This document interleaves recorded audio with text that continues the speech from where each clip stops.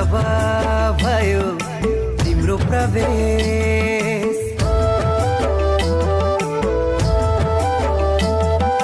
तिमी भित्रै हराउन म पनि त भए विवश यस्तो लाग्छ आज भोलि जब सुन्छु तिम्रो बोली हर दिन हो कि प्रेम